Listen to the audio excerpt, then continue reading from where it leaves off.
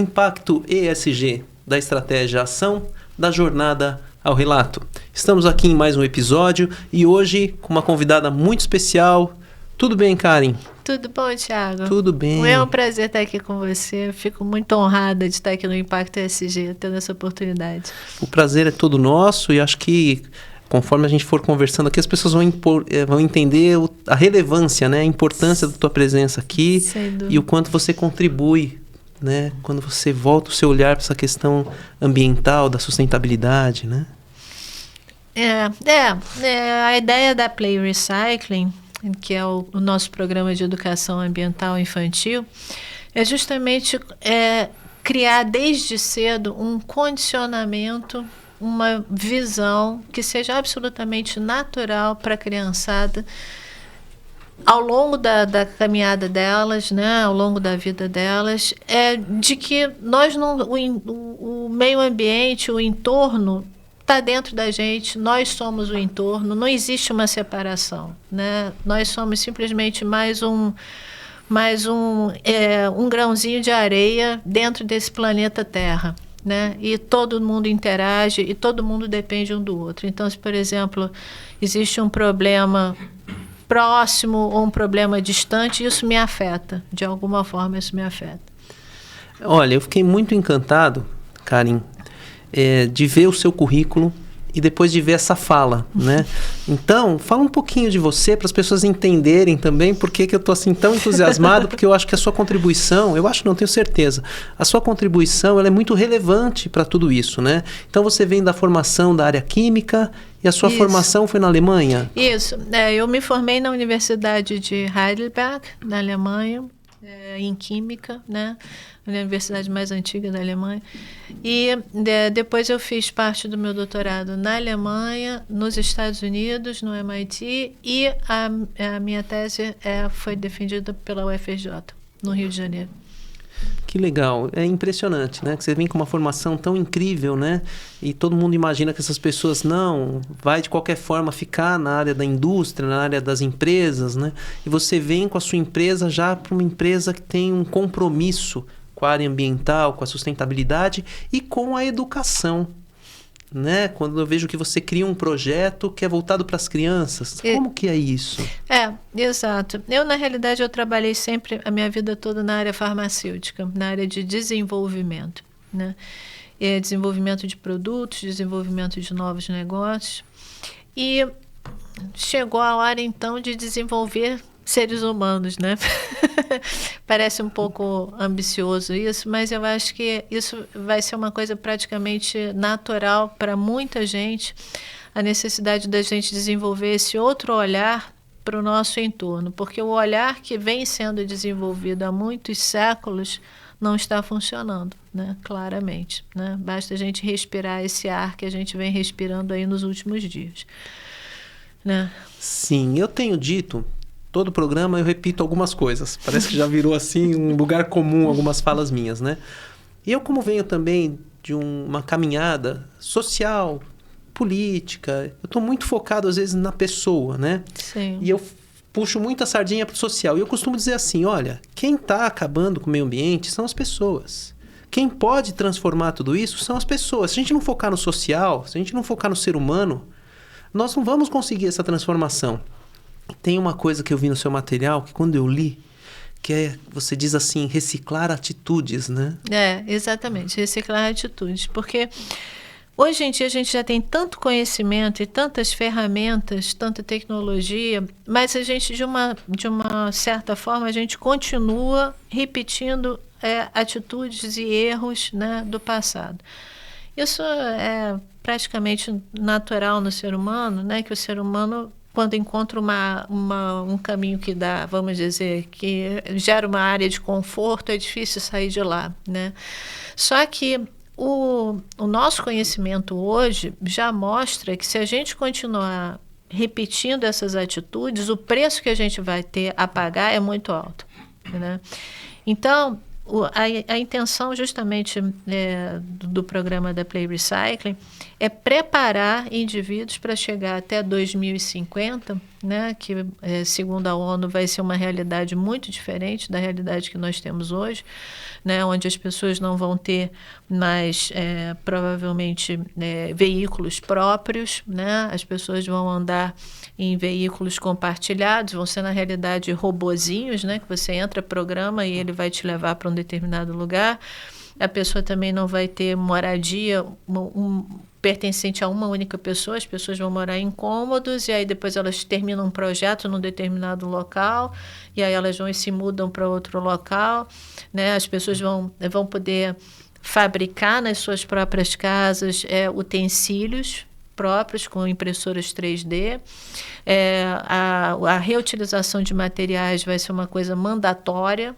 Isso não. Então, o que a gente precisa dentro desse contexto?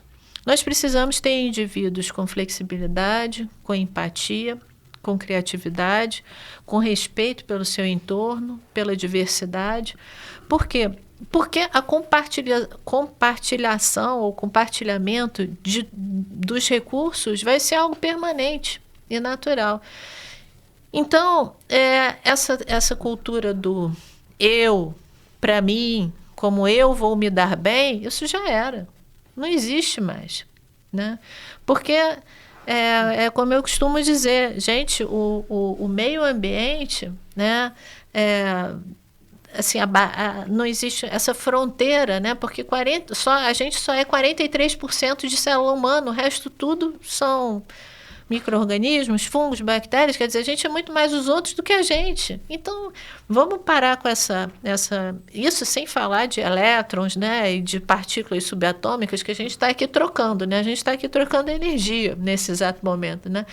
Então, gente, vamos começar a tentar pensar de uma forma um pouco mais abrangente e dizer assim, não, eu tenho que fazer isso, mesmo que não seja assim tão legal para mim nesse momento, mas eu vou beneficiar muito mais gente, muito mais o meu entorno, consequentemente eu vou gerar uma energia, uma sinergia muito maior, muito mais favorável do que se eu pensar só em mim, aquele pontinho, naquele exato momento, né? Então é isso que a gente busca com o nosso programa da Play Recycling. A gente pega uma faixa etária de 2 a 12 anos, que é justamente quando o cérebro da criança é uma esponja, né? De forma que o programa demora 3 anos, né? São 6 semestres, onde a gente, vamos dizer, disponibiliza para as escolas planos de aulas prontos, né? Porque hoje em dia uma das barreiras, vamos dizer assim, muitas vezes nas escolas, é dizer, gente, a gente precisa de educação ambiental, mas eu não tenho ninguém aqui que entenda de meio ambiente dentro da escola. Não precisa ter. O plano está pronto ali, os professores estão estressados, estão deprimidos, porque é um estresse danado, tal, a situação dos professores não está fácil. A gente não quer aumentar, a gente quando elaborou o programa, foi justamente nesse sentido, a gente não quer aumentar a carga, a gente não quer criar problema, nós queremos fornecer soluções.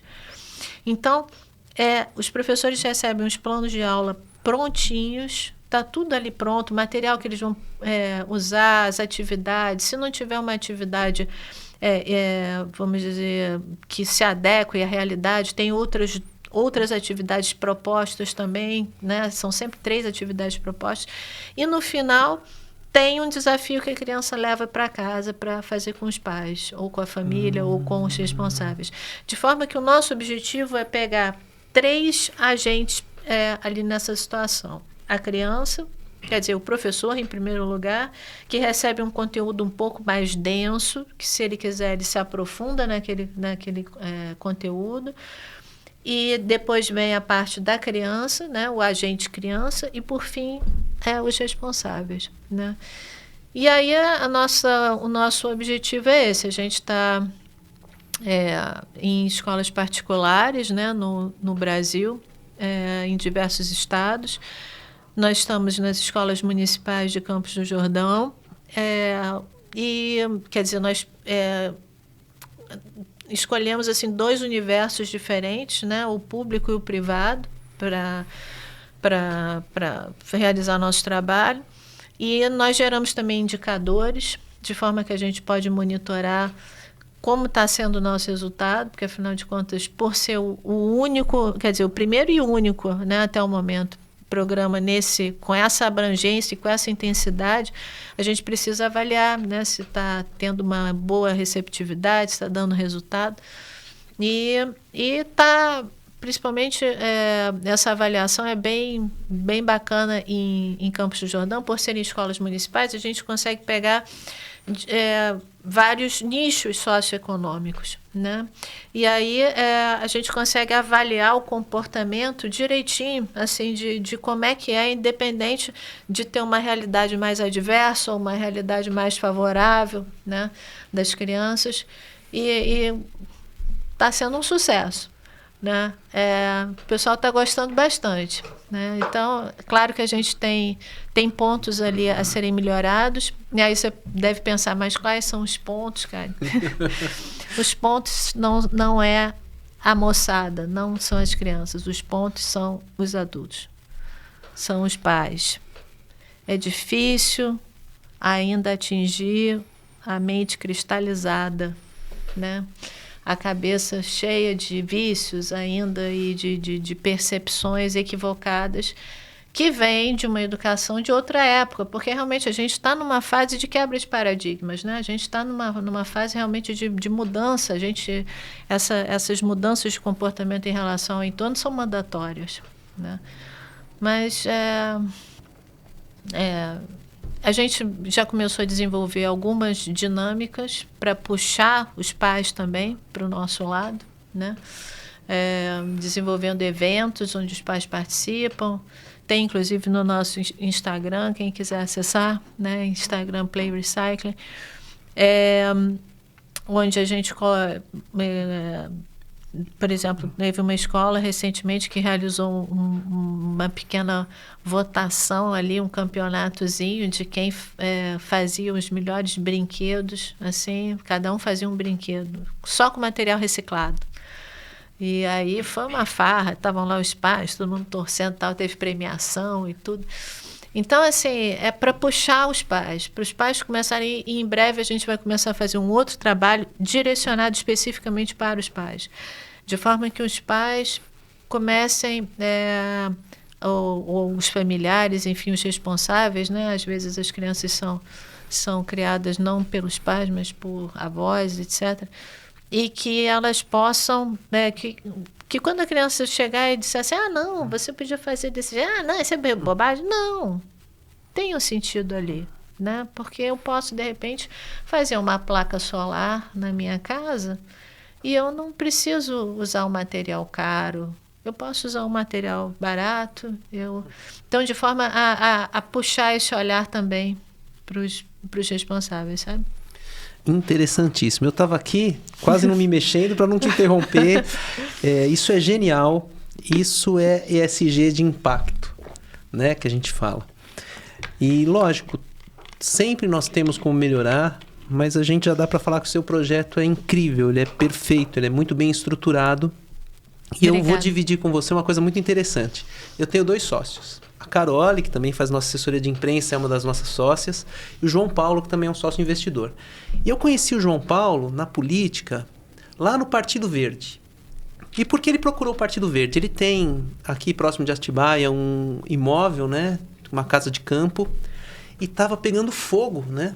E ele estava lá na casa, vendo, lamentando, mas tomando uma cerveja, e a filha dele pequena falou assim, e você vai ficar aí tomando cerveja e não vai fazer nada? Né? E aí ele falou, não, eu tenho que fazer alguma coisa. Então, os filhos, eles, né, cobram hoje dos pais e ajuda muito, porque a maioria dos pais tem mesmo esse senso de responsabilidade com essa expectativa que as crianças criam. Exato. Né? Hoje a geração Z, ela vem aí com uma série de comportamentos muito diferentes, eles não aceitam mais uma subordinação que seja injusta, né? Eles querem uma hierarquia mais respeitosa, né? Respeitando muitos limites, eles não querem mais cargo de gerência, e está sendo um grande desafio. Por quê? Como você diz, você tem adultos que têm uma mente mais cristalizada, o ser humano é assim, muito resistente às mudanças. Sem dúvida. E o que mais nós precisamos é transformar. E aí você foi ali, né, no seu alvo perfeito, né? Que é pegar a criança e construir esse indivíduo que vai fazer a diferença como ser humano.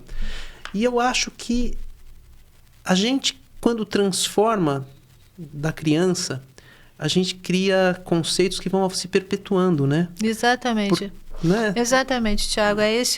E a nossa preocupação era criar um programa que não gerasse estresse. Porque quando você pega as pesquisas mais recentes, assim, de alguns anos para cá, os adolescentes na Europa, nos Estados Unidos, muito preocupados e até mesmo deprimidos com essa situação ambiental, porque se sentem responsáveis em resolver os problemas que os outros criaram, as gerações passadas. Né? Então, poxa vida, mas meu Deus do céu, eu não criei tudo isso e agora vocês esperam que eu resolva isso? Então, assim, a gente se preocupou em desenvolver um programa em que isso fosse transmitido para as crianças de forma orgânica, de forma lúdica, de forma que elas cresçam e tenham uma autoconfiança e digam assim, esse problema aí, a gente teve um desafio, lembra? A gente teve um desafio na escola parecido e todo mundo junto, a gente aqui resolve, entendeu? Então, assim, ter essa autoconfiança e dizer, não, assim, olha só, juntos nós vamos resolver, sem protagonismo, sabe? Essa questão da visão, vamos dizer assim, de sustentabilidade, né, os 3 pilares da sustentabilidade, né, social, ambiental e financeira, isso tudo é trabalhado com as crianças o tempo todo, assim, em pinceladas ao longo do programa, mas a gente tem um semestre inteiro dedicado só à sustentabilidade, que é mais para frente, é mais para o final do programa. Mas ao longo do programa a gente já vai dando pinceladas. A gente trabalha também nesse contexto, né? Autoconhecimento, desenvolvimento permanente de conhecimento, porque no que adianta você ter um bando de informação, ter conhecimento, você não sabe o que se passa dentro de você. Então, autoconhecimento também. E o tempo todo, vamos praticar o bem, mas não é o bem para mim, vamos tirar essa ideia fixa. Não, é o bem para todos. Porque quando todo mundo está bem, mesmo que eu não esteja muito bem, eu vou ficar bem depois, porque está todo mundo no meu entorno bem. Então, isso tem que ser a ideia, isso tem que ser o futuro. Então, como você estava dizendo, acaba criando um condicionamento que, por exemplo, as gerações futuras, alguém chegar e disser, essa mata aí, taca fogo, isso não vai existir. A pessoa vai dizer, como, taca fogo? Que isso, gente? E nós estamos vivendo isso nesse momento. Exatamente. Quer dizer, isso não vai entrar na cabeça da criança porque ela aprendeu desde pequena, né, que, primeiro, as árvores se comunicam, as árvores são inteligentes, as árvores são exemplo de cooperação para todos nós, né? Que elas são nossas aliadas, que se eu fizer mal para a árvore, eu estou fazendo mal para mim. Né? Então, assim, alguém chegar e dizer, não, eu vou desmatar isso daqui, tá? Gente, isso não existe. O que é essa pessoa? Entende? Da mesma forma como hoje em dia, se alguém chega e entra no carro e diz, não, eu não uso cinto de segurança, todo mundo vai olhar assim e vai dizer, quem é esse cara? Não usa cinto de segurança? Como assim? Né? Então, isso tem que ser uma coisa introjetada. Né? Eu acho que o que falta também, aí já em outro nível, né? Eu acho que faltam, aí até falando um pouco mais da tua área, né? Que você já participou dessa coisa mais política, né? Sim. Mas eu acho que, até a Marina Silva falou isso recentemente, né? Ela disse, nós quisemos criar um país industrializado e nós criamos, agora nós queremos criar um país ambientalmente sustentável e nós vamos criar. Mas o que foi feito naquela época? Na época pré-industrialização do Brasil, subsídios, incentivos. Então, isso precisa haver agora por parte do governo também de forma muito clara, sabe? Porque se o agronegócio foi estimulado olha só, se você investir numa agrofloresta, eu vou pagar, eu vou dar subsídio aqui. Isso, gente, é o básico, né? Assim, por exemplo, a área farmacêutica onde eu trabalhei a vida inteira, O governo indiano, a Índia hoje em dia é uma potência na área farmacêutica, isso é indiscutível, né? Todo mundo aqui consome algum medicamento, algum suplemento feito na Índia. E o governo indiano começou a investir nessa área na década de 50, né? E no início de 2000 já era uma potência na área farmacêutica. Então, não existe muito segredo nisso. Vamos mudar essa realidade? Tem que ter incentivo, tem que ser subsídio, tem que ter fiscalização, claro que tem fiscalização, mas, na minha opinião também, antes de tudo isso, tem que ter conscientização. E como é que vem isso? Através da educação, né? Por quê? Porque se os cidadãos, em 2050, não admitirem alguém desmatar, eles automaticamente vão dizer, não, eu vou investir nessa área, nem precisa de incentivo. Eu invisto nessa área porque eu sei que essa área é a correta. Eu preciso fiscalizar? Não preciso fiscalizar, porque não vai haver desvio de verba para isso, porque as pessoas já estarão conscientes de que aquilo é o que há, é o caminho a ser seguido, né? Mas eu acho que até a gente chegar em 2050, o caminho a ser percorrido é justamente esse, a educação para uma maior conscientização, incentivo, subsídio e fiscalização, para evitar o que está, né, a situação que está. Sim, eu tenho um ponto de vista muito interessante que é assim, a palavra educação, para mim, ela é estratégica nisso. Sim. Porque eu tinha uma visão de mundo que até hoje eu falo, nossa, como eu era inocente, né?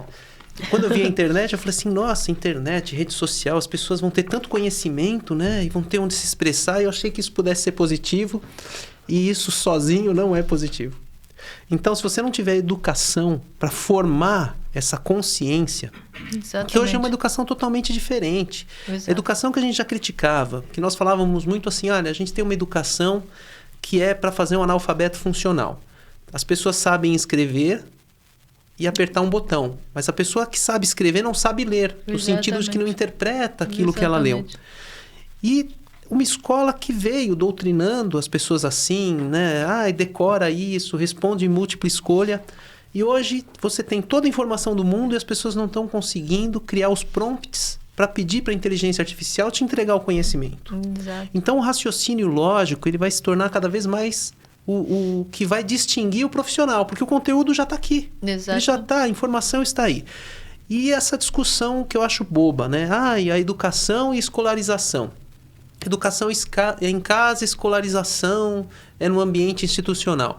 Gente, você vai pegar um indivíduo em formação, vai se propor como uma instituição de ensino, ficar com ele. Escolas de tempo integral, ele fica mais tempo na semana na escola do que com a família. Mas a educação não é comigo?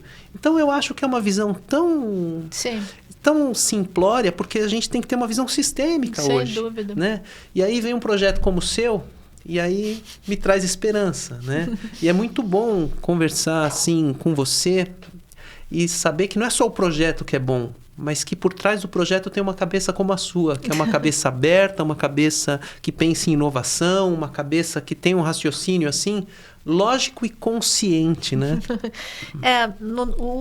Inclusive o último semestre do programa é Sustentabilidade e Futuro, onde a gente traz assim, justamente novidades tecnológicas. Porque, como você disse, a informação está aí, né? Mas o que fazer com essa informação, né? Muita gente agora, eu acho interessante, né? Porque muita gente tem medo da inteligência artificial. Gente, a inteligência artificial é uma ferramenta que está aí ao nosso dispor. O ser humano tem aí um histórico de pegar ferramentas e usar para coisa errada, né? Se a gente até, por exemplo, o seu celular que está aí em cima, né, tem uma função. Mas se eu quiser pegar esse celular e dar na sua cabeça, eu estou usando para a função errada. Quer dizer, infelizmente, o ser humano... Mas então, vamos usar a ferramenta, né, que está aí à nossa disposição para aquilo da melhor forma possível. Mais uma vez, o que está por detrás disso? Conscientização, educação e conscientização. Então, a gente acaba sempre no mesmo ponto, né? A gente precisa trabalhar o interior das pessoas, o autoconhecimento, o conhecimento, a prática do bem, porque sem isso não vai adiante, né? E a inteligência artificial, né, como você falou, a gente quem está por detrás dando os comandos para a inteligência artificial. Então, a gente pode tirar muito dessa ferramenta. Mas a gente vê muita gente usando a inteligência artificial de uma forma muito assim, como se fosse ainda essa história da decoreba, sabe? O que é o conceito tal? Vou botar aqui, ele vai me responder. Puf, esqueci da minha cabeça, tirei da minha cabeça, né? Sim. Bom, quando você fala em inovação, já abre aqui para uma série de coisas, porque hoje o próprio agronegócio é ciência e tecnologia. Exato. Mas eu vou voltar um pouquinho no outro assunto que você comentou, a questão política. E é muito legal que no meu site está assim, né? A nossa empresa tem uma missão, os nossos valores é de uma empresa que tem a visão desenvolvimentista sustentável. Ótimo. Porque o que é o desenvolvimentista? É essa coisa de você pegar a indústria e transformar ela competitiva. Uhum. Aí eles pegaram o ranking das empresas, né? Na verdade, dos países mais desenvolvidos e mais ricos do mundo. E eles descobriram que o grande diferencial era os mais ricos tinham mais ciência e tecnologia. A China deixou de ser um país em que saía as coisas escrito Made in China para ser um país que é Design in China. Eles investiram pesado em ciência e tecnologia. E hoje a gente tem que pensar em inovação para uma indústria, né? Um projeto desenvolvimentista para uma indústria sustentável. Exato. E o ESG vem nessa linha. Porque aí criam-se os grandes mercados de capitais, né? Que vão adotar títulos, ações que vão ser mais valorizadas por estarem de acordo com a questão da sustentabilidade. E nessa esteira vem o crédito de carbono, que veio com muitas distorções, num mercado muito incerto. E aí se fala em mercado regulado e mercado informal. O mercado regulado é aquele que já tem uma legislação, que os países estão fazendo controle. E no Brasil, por exemplo, eles fizeram uma distinção do agronegócio, que vai ser por política própria. E a gente tem medo, na verdade, porque existe um lobby muito forte, a bancada ruralista, de que eles, ao invés de irem para uma linha mais séria, que até vai os beneficiar, eles podem pecar. O que nos ajuda em relação ao agronegócio é que nosso agronegócio ele é muito exportador. Então, a força de fora pressiona para que eles se adequem em vários pontos. Exato. Mesmo assim, a gente pode avançar muito ainda, né? Não, sem dúvida. Essa questão, você está assim, por exemplo, a questão dos orgânicos, tá? É claro que o orgânico é muito mais saudável, isso não há dúvida, né? Aí muita gente diz, mas o orgânico é muito caro. Por que o orgânico ainda é muito caro? Porque realmente existe um nicho pequeno, né? Então a demanda é pequena, a mão de obra é cara, né? Porque demanda mais mão de obra, mas a longo prazo já foi comprovado que a plantação de orgânicos a longo prazo é mais barata do que a plantação tradicional. Por quê? Porque você não vai ter a degradação do solo, você não vai ter os problemas ambientais que você gera do cultivo tradicional, né? Então, assim, mais uma vez, né? Vamos começar a pensar mais a longo prazo, a ter um olhar um pouco mais abrangente, né? Então, assim, eu acho que as coisas vão acabar nessa questão do agronegócio, como você disse, uma pressão de fora muito grande, porque se todo mundo disser, não, eu não vou comprar de você, me desculpe, mas você coloca agrotóxico demais. O Brasil liberou agrotóxicos que são já, como é que se diz, proibidos há muito tempo lá fora, e vocês liberaram. Então, assim, não faz sentido, me desculpe, eu vou comprar do outro, né? Então, acaba que o Brasil vai acabar tendo que se enquadrar. Agora, gente, o que eu acho que falta muito, sabe, Tiago, é prevenção e iniciativa de se ir para o caminho certo. A gente ainda é muito reativo, né, aqui, né? É por isso que eu vejo assim, o programa da Play Recycling como uma coisa assim, realmente de prevenção. A gente está olhando lá para frente. A gente está preocupado na moçada que daqui a 26 anos, e é muito pouco tempo, né? 26 anos, a gente vai estar em 2050. Como é que eles vão estar de cabeça? Como é que eles vão estar contribuindo para esse país? Né? Um dos grandes cursos que eu fiz é de gerente de projetos sustentáveis, né? Que é baseado no PMBOK, 7ª edição do PMI. e se fala dos projetos preditivos. Você tem que fazer um planejamento. O planejamento tem que ser também ágil, porque você não pode deixar de planejar, mas se você demorar muito para iniciar, quando você termina o planejamento, ele já está ultrapassado. Exatamente. E o professor apresentou um case muito interessante. Vários, né? Projetos brasileiros e projetos de outros países. O projeto brasileiro, nos primeiros meses, ele avançava numa rapidez porque não tinha o planejamento. E aí, a hora que eles travavam, os outros iam devagar porque tinham planejado bem, aí ultrapassava e nós ficávamos para trás. Então, é isso. O Brasil ele precisava acordar. Eu vi também projetos muito interessantes de manejo cruzado, que fala, né? Sim. E, poxa, a agrofloresta. Exatamente. E eu vi que eles fazem culturas ali, que eles criam um equilíbrio que o próprio cultivo cruzado, né, de espécies, ele consegue fazer o trabalho que seria do agrotóxico, de combater algumas pragas com algum tipo de planta, com algum tipo de cultura, né? E mesmo assim, vamos dizer, mas a minha área, por exemplo, de plantio não comporta uma agrofloresta. Gente, existem robôs hoje em dia que eles são treinados, eles pegam só as ervas daninhas. Então você não precisa usar pesticida. Eles vão lá com laser e e pegam bichinhos também. Quer dizer, já existe tecnologia, né? Já existe conhecimento para a gente começar a mudar esse olhar, né? Como até a gente estava comentando antes, né? Hoje em dia já existe muito conhecimento sobre essa parte de frequências, né? Então, assim, por exemplo, você pode medir a saúde de um solo simplesmente medindo a frequência do solo, né? O som que o solo emite, né? Então, solos degradados não emitem praticamente nenhum som. Solos em recuperação já tem um sonzinho, e o solo fértil, um solo em bom estado emite outro som. Quer dizer, gente, cada vez mais a gente caminha para uma ciência mais limpa, né? Com menos efeitos colaterais, digamos assim, né? E é por isso que é nessa direção que a gente tem que ir, né? Eu concordo plenamente. Tem outro estudo muito interessante, que as empresas, antigamente, elas tinham um valuation, né? Que ficava ali abaixo de 20% relativo aos bens intangíveis. Hoje, não. Hoje, os bens intangíveis chegam até 80% do valuation de uma empresa, que são softwares, tecnologia, patentes, enfim. Poxa, se eles enxergarem isso, eles estão perdendo oportunidades. Lógico que se eu tivesse essa resposta montada, eu teria aqui a resposta de $1 milhão. Mas é uma direção que a gente precisa olhar. Sim.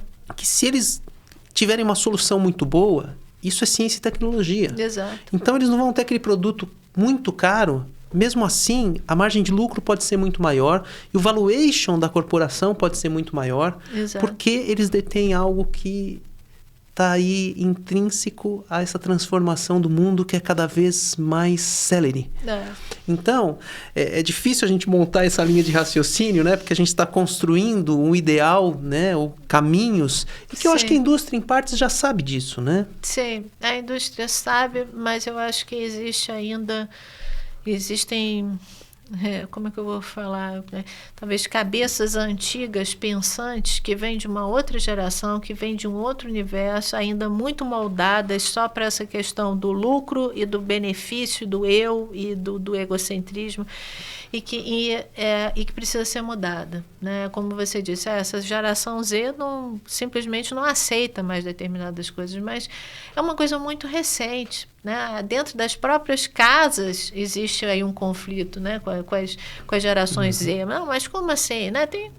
Eu conheço, por exemplo, pais, né? Assim, pessoal da minha idade que diz, não, mas meu filho acha que não é.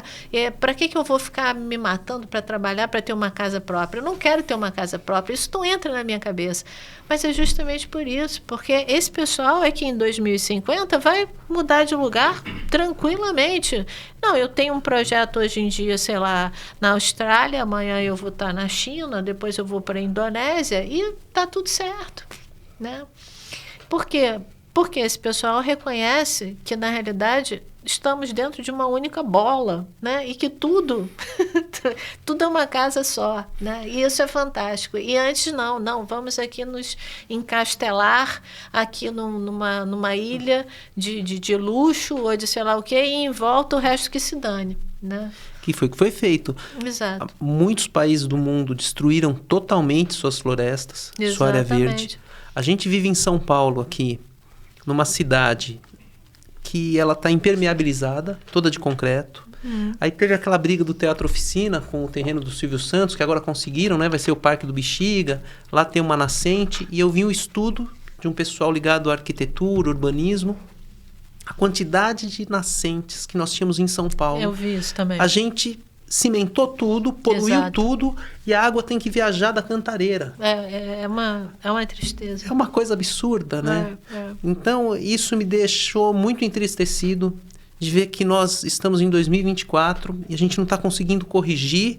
E muito pelo contrário, tem gente ainda forçando cada vez mais para que a gente vá nesse caminho que já provou que não leva a lugar nenhum, Exatamente. Que é o crescimento desordenado, sem respeitar a natureza. Exatamente. Aí depois vem o impacto. Eu até brinco, né? Fica às vezes deselegante, porque é uma tragédia você ter um bairro humilde que fica embaixo d'água há 30 dias.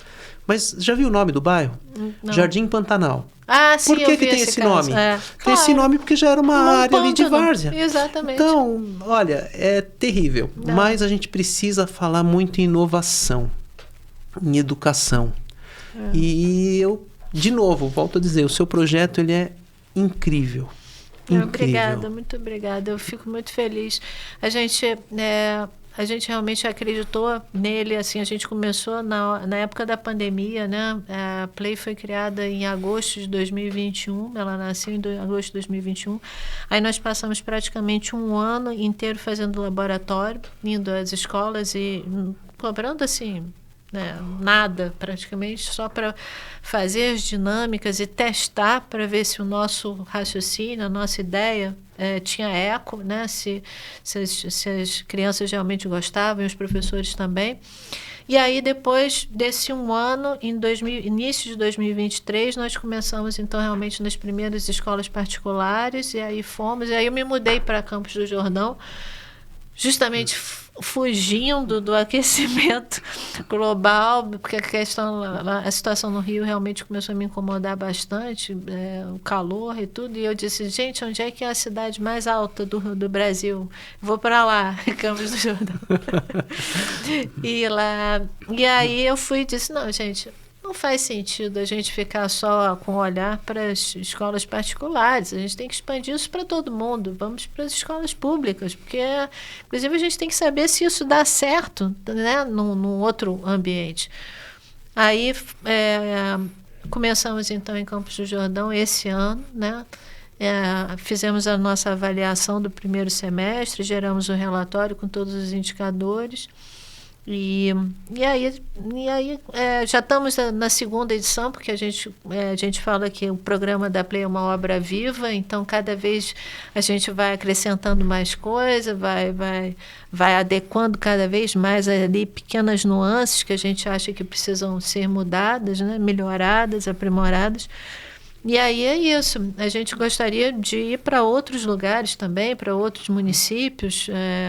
Eu acho que o programa da Play realmente é uma coisa, não é por ser uma criação nossa, mas é porque eu acho que é uma coisa absolutamente necessária, porque, assim, nós falamos aqui de conhecimento, autoconhecimento, de prática do bem, de preocupação com o entorno, desenvolvimento da criatividade, desenvolvimento de flexibilidade.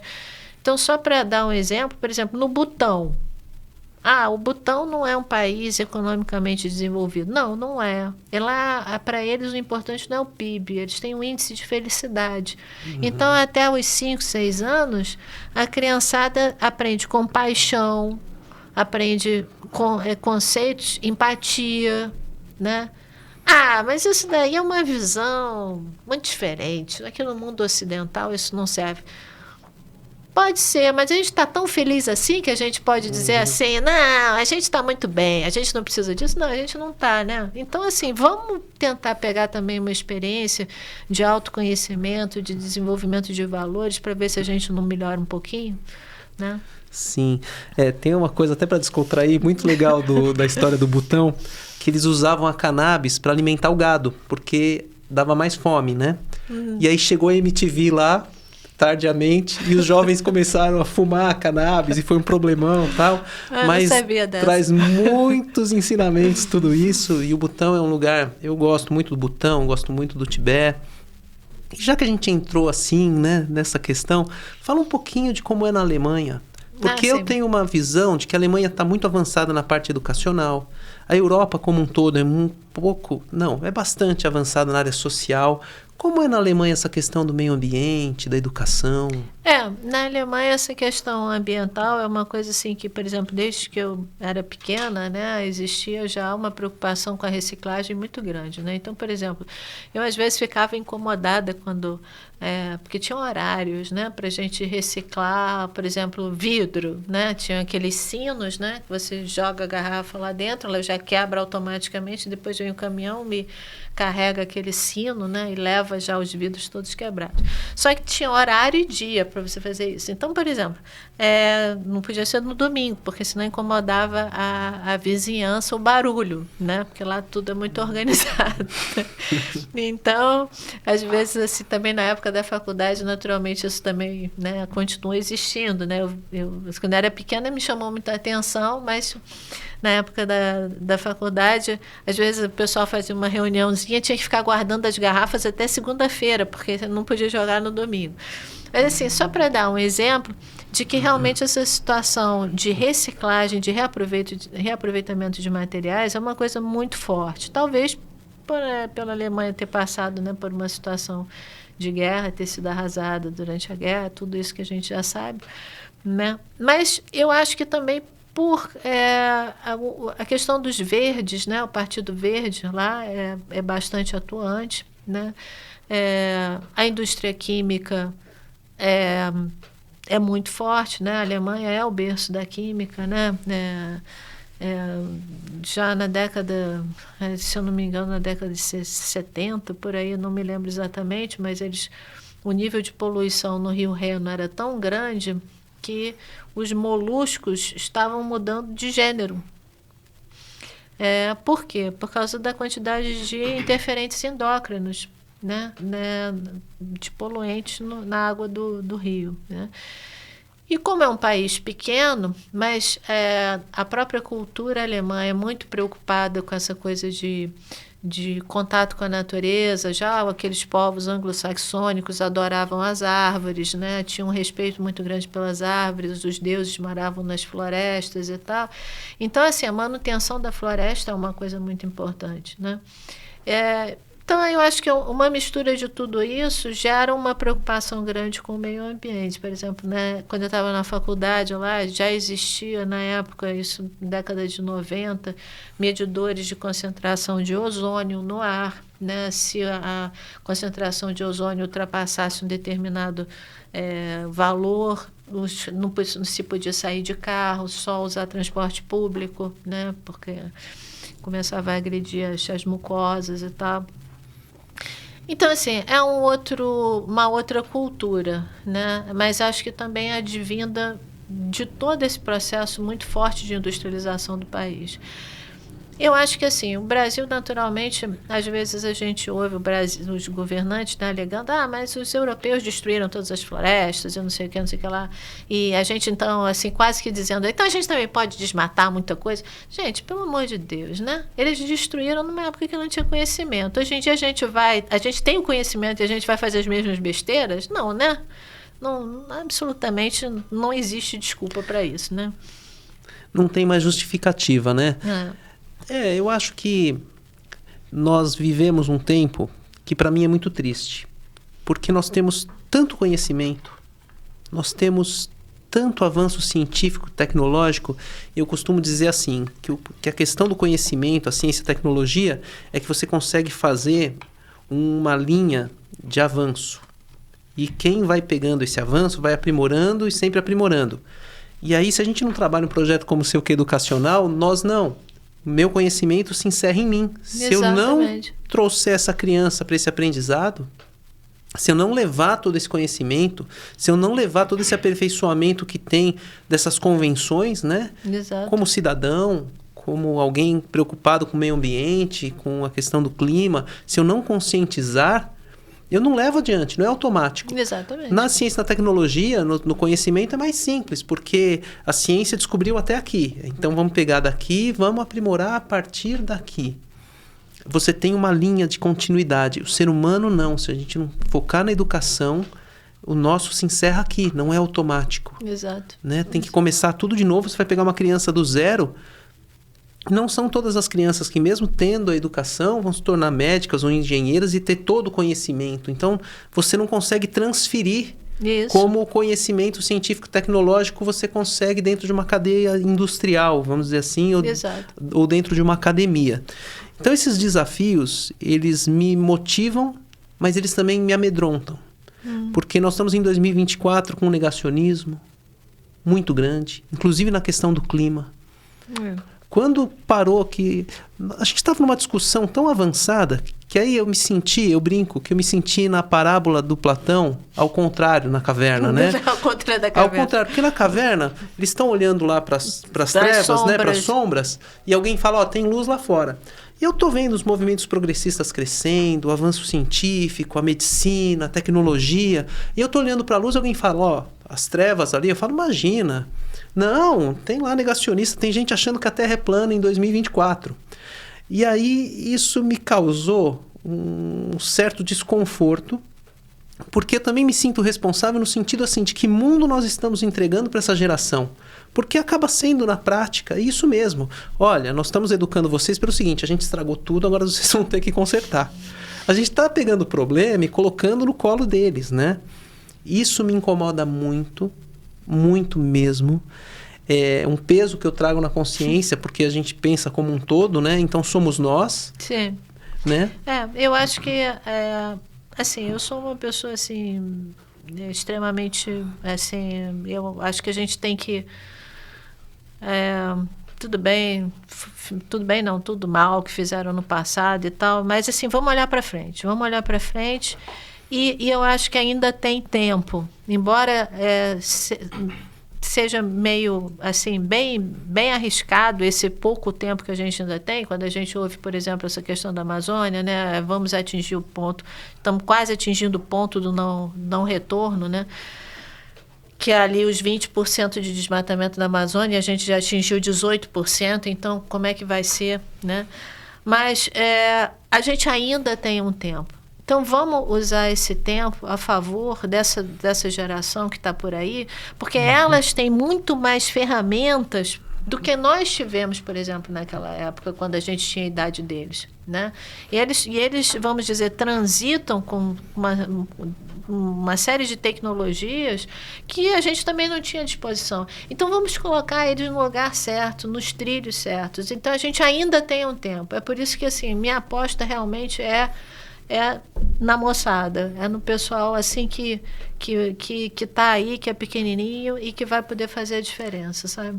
Sim, eu acho que aliado a eles vai ter a ciência e a tecnologia, que esse avanço também ajuda. Do que você falou do ponto de não retorno, tem uma pesquisa que vai nesse sentido, que faz uma medição global dos recursos que nós usamos, todos, né? Sim. E o Brasil chegou no ponto de não retorno em julho, ou seja... A partir de julho deste ano, nós já estamos produzindo em déficit, coisas que nós não vamos conseguir recuperar ou compensar. E o mundo, se eu não me engano, foi agora em setembro, né? Eu não me lembro do mundo. Mas eu vi um estudo, eu também posso estar enganado. A gente fica vendo uma porção de dados, né? Verdade. Então, essas coisas me assustaram muito de ver que a gente já tem um lado da ciência mostrando tudo isso, a negação do clima, a negação dos outros problemas, a recusa em mudar. Pessoas que não enxergam, eles enxergam, mas assim, o foco deles é o lucro ainda, é o eu, tudo que você disse aqui, que eu concordo plenamente com você. Então, a gente tem que desconstruir essa visão de mundo, que é uma coisa antiga, que é quando você começa a quebrar do capitalismo de shareholders, que só via lucro, para o capitalismo de stakeholders. Exatamente. Que aí eu volto a dizer da dupla materialidade, a gente tem que analisar a materialidade financeira e a materialidade de impacto com todos os stakeholders. O impacto do meio ambiente, hoje o impacto que a gente causa nas redes sociais e, enfim, acho que essa conversa poderia ir muito longe, mas infelizmente nós estamos caminhando aqui para os momentos finais. Eu quero te agradecer muito. Quero abrir para você fazer suas conclusões e pedir, por favor, para você deixar os contatos, o site, o Instagram, o telefone, como que as pessoas te acham, como que essa escola que quer estar somando, que é compromissada, que tem essa visão ou que sente que precisa disso já, pode te encontrar. Eu é que agradeço, viu, Thiago? Eu fico muito feliz de ter tido a oportunidade aqui de estar aqui com todos vocês, de poder apresentar, falar sobre o programa. É uma satisfação muito grande a gente poder divulgar todo esse trabalho que a gente vem fazendo e que eu acho que vai ser extremamente importante, né? É esse o nosso objetivo, é que seja bom para todos, né? Quem quiser encontrar mais informações no nosso Instagram, Play Recycling, está escrito tudo junto, né? Play Recycling, Play Recycling, né? O C é com Y, né? A gente está no Facebook também, o nosso site é www.playrecycling.green, green em inglês. E agradecer também a todos aqui, porque realmente é uma situação que nós estamos vivendo que eu acho que está clara para todo mundo que não está legal. Não tá agradável. Não está agradável respirar esse ar, não está agradável a gente pensar que daqui a pouco a gente vai viver uma seca. Karen, mas isso daí, educação é uma coisa que ainda vai demorar. A gente não vai demorar, não, vai muito rápido. Quantas vezes a gente olha para as crianças e diz, nossa, gente, mas já está desse tamanho, como cresceu? Pois é tudo muito rápido. E daqui a pouco, essa criançada, esses pequenininhos vão estar aí decidindo o nosso futuro. E eles precisam estar num caminho do bem, né? E é isso que a gente quer. Agradeço a todos vocês aí. Agradeço também a minha equipe, que é fantástica. Obrigado, Karen. Eu também quero agradecer muito a você por estar aqui. Eu estou impressionado, encantado com o teu projeto. Quero conhecer mais, quero conhecer em loco, quero ver se eu consigo participar. Vai ser muito bem-vindo, Vai ser Thiago. um prazer imenso. E eu quero agradecer muito a todo o pessoal aqui do ADESAMPA, desde a forma como a gente é recebido lá, que a gente é acolhido. Teias, Prefeitura de São Paulo, Maurício, da técnica, muito obrigado, sempre aqui um grande parceiro aqui, ele que faz a coisa acontecer e ele que me dá uns puxões de orelha aqui, ou a Carole, então agradecer às pessoas que nos acompanham, muito obrigado e até o próximo Impacto ESG.